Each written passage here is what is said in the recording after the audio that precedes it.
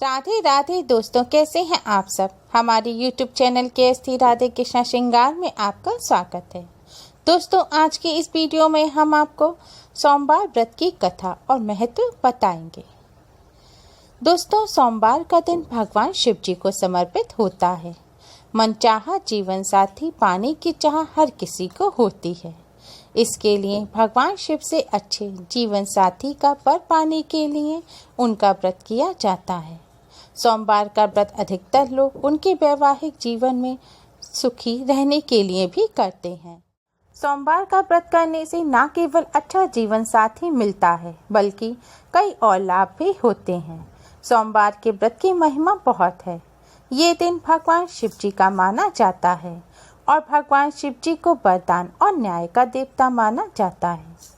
जो भी व्यक्ति भगवान शिव जी की अर्चना सच्चे मन से करते हैं, उनकी सभी मनोकामनाएं पूरी हो जाती हैं। इस व्रत को करने से पारिवारिक तथा मानसिक शांति तो मिलती ही है, साथ ही आर्थिक लाभ, सामाजिक प्रतिष्ठा, संतान लाभ, स्वास्थ्य लाभ मिलता है। यदि किसी काम में अड़चन आ रही है और बार बार प्रयास करने के बाद असफलता मिल रही हो, तो सोमवार व्रत करने से कार्य शीघ्र होने लगेंगे।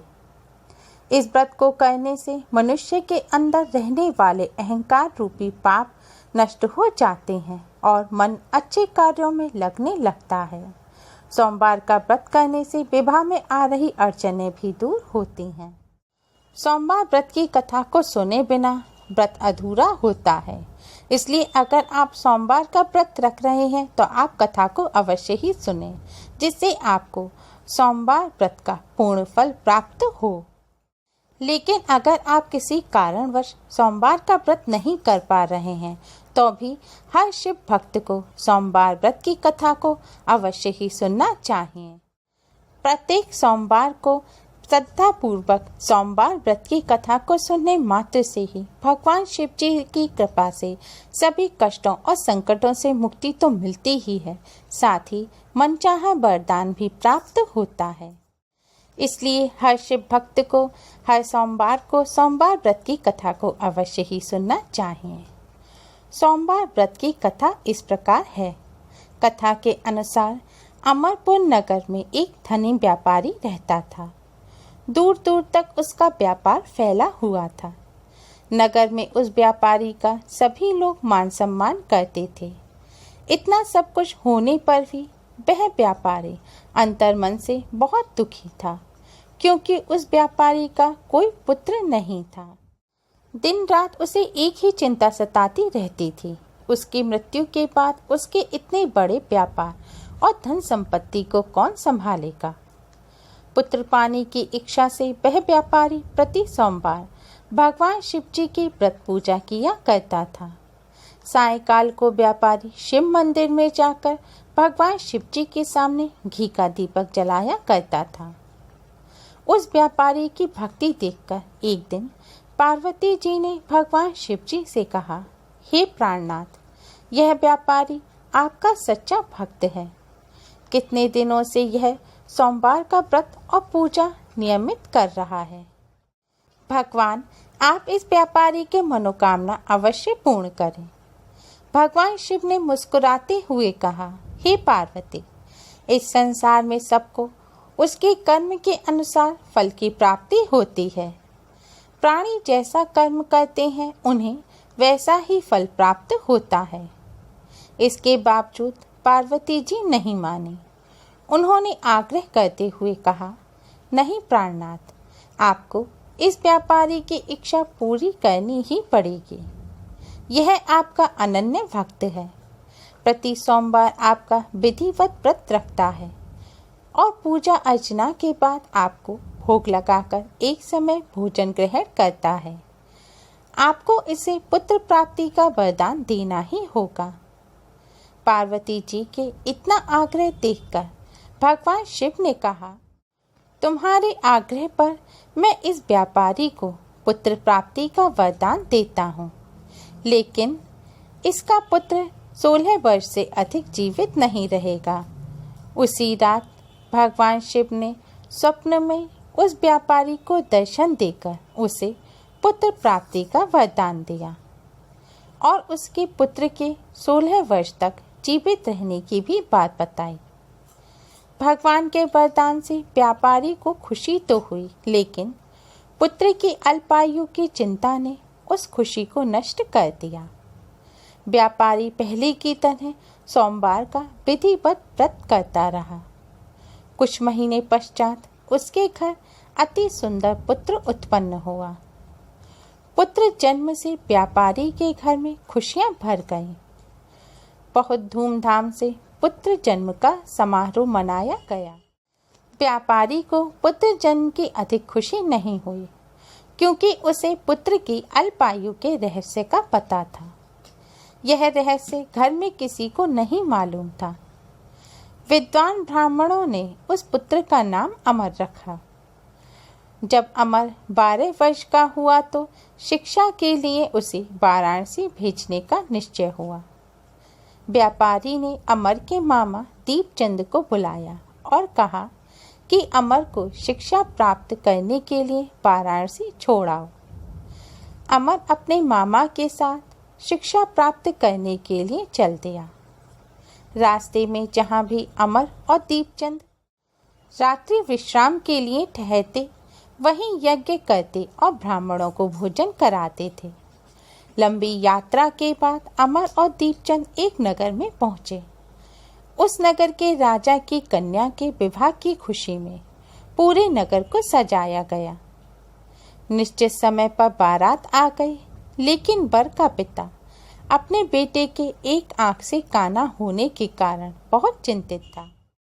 उसे इस बात का भय सता रहा था कि राजा को इस बात का पता चलने पर कहीं वह विवाह से इनकार ना कर दे, इससे उसकी बदनामी होगी। वर के पिता ने अमर को देखा तो उसके मस्तिष्क में एक विचार आया। उसने सोचा, क्यों ना इस लड़के को दूल्हा बनाकर राजकुमारी से विवाह करा दूं। विवाह के बाद इनको धन देकर विदा कर दूंगा और राजकुमारी को अपने नगर में ले जाऊंगा। वर के पिता ने इसी संबंध में अमर और दीपचंद से बात की। दीपचंद ने धन मिलने के लालच में वर के पिता की बात स्वीकार कर ली। अमर को दूल्हे के वस्त्र पहनाकर राजकुमारी चंद्रिका से विवाह करा दिया। राजा ने बहुत सा धन देकर राजकुमारी को विदा किया। अमर जब लौट रहा था तो सच नहीं छिपा सका और उसने राजकुमारी की ओढ़नी पर लिख दिया, राजकुमारी चंद्रिका, तुम्हारा विवाह तो मेरे साथ हुआ था। मैं तो वाराणसी में शिक्षा प्राप्त करने जा रहा हूँ। अब तुम्हें जिस नवयुवक की पत्नी बनना पड़ेगा वह कान्हा है। जब राजकुमारी ने अपनी ओढ़नी पर लिखा हुआ पढ़ा तो उसने काने लड़के के साथ जाने से इनकार कर दिया। राजा ने सब बातें जानकर राजकुमारी को महल में रख लिया। उधर अमर अपने मामा दीपचंद के साथ वाराणसी पहुंच गया। अमर ने गुरुकुल में पढ़ना शुरू कर दिया। जब अमर की आयु 16 वर्ष की हो गई तो उसने एक यज्ञ किया। यज्ञ की समाप्ति पर ब्राह्मणों को भोजन कराया और खूब अन्न वस्त्र दान किए। रात को अमर अपने शयन कक्ष में सो गया। शिवजी के वरदान के अनुसार शयनावस्था में ही अमर के प्राण पखेरु उड़ गए। सूर्योदय पर मामा अमर को मृत देखकर रोने पीटने लगा। आसपास के लोग भी एकत्र होकर दुख प्रकट करने लगे। मामा के रोने विलाप करने के स्वर समीप से गुजरते हुए भगवान शिव और माता पार्वती जी ने भी सुने। पार्वती जी ने भगवान से कहा, प्राणनाथ, मुझसे इसके रोने के स्वर सहन नहीं हो रहे हैं। आप इस व्यक्ति के कष्ट अवश्य दूर करें। भगवान शिव जी ने पार्वती जी के साथ अदृश्य रूप में समीप जाकर अमर को देखा तो पार्वती जी से बोले, हे पार्वती, यह तो उसी व्यापारी का पुत्र है। मैंने इसे 16 वर्ष की आयु का वरदान दिया था। इसकी आयु पूरी हो चुकी है। पार्वती जी ने फिर भगवान शिव जी से निवेदन किया, हे प्राणनाथ, आप इस लड़के को जीवित करें, नहीं तो इसके माता पिता पुत्र की मृत्यु के कारण रो रो कर अपने प्राणों का त्याग कर देंगे। इस लड़के का पिता तो आपका परम भक्त है। वर्षों से सोमवार का व्रत करते हुए आपको भोग लगा रहा है। पार्वती जी के आग्रह करने पर भगवान शिव जी ने उस लड़के को जीवित होने का वरदान दिया और कुछ ही पल में वह जीवित होकर उठ बैठा। शिक्षा समाप्त करके अमर मामा के साथ अपने नगर की ओर चल दिया। दोनों चलते हुए उसी नगर में पहुंचे जहां अमर का विवाह हुआ था। उस नगर में भी अमर ने यज्ञ का आयोजन किया। समीप से गुजरते हुए नगर के राजा ने यज्ञ का आयोजन देखा। राजा ने अमर को तुरंत पहचान लिया। यज्ञ समाप्त होने पर राजा अमर और उसके मामा को महल में ले गया और कुछ दिन उन्हें महल में रखकर बहुत सा धन वस्त्र देकर राजकुमारी के साथ विदा किया। रास्ते में सुरक्षा के लिए राजा ने बहुत से सैनिकों को भी साथ भेजा। दीपचंद्र ने नगर में पहुंचते ही एक दूत को घर भेजकर अपने आगमन की सूचना भेजी। अपने बेटे अमर के जीवित वापस लौटने की सूचना से व्यापारी बहुत प्रसन्न हुआ। व्यापारी ने अपनी पत्नी के साथ स्वयं को एक कमरे में बंद कर रखा था। भूखे प्यासे रहकर व्यापारी और उसकी पत्नी बेटे की प्रतीक्षा कर रहे थे। उन्होंने प्रतिज्ञा कर रखी थी कि यदि उन्हें अपने बेटे की मृत्यु का समाचार मिला तो दोनों अपने प्राण त्याग देंगे। व्यापारी अपनी पत्नी और मित्रों के साथ नगर के द्वार पर पहुंचा।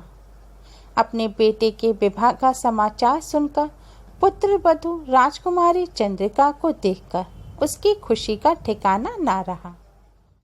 उसी रात भगवान शिव जी ने व्यापारी के स्वप्न में आकर कहा, हे श्रेष्ठी, मैंने तेरे सोमवार के व्रत करने और व्रत कथा सुनने से प्रसन्न होकर तेरे पुत्र को लंबी आयु प्रदान की है।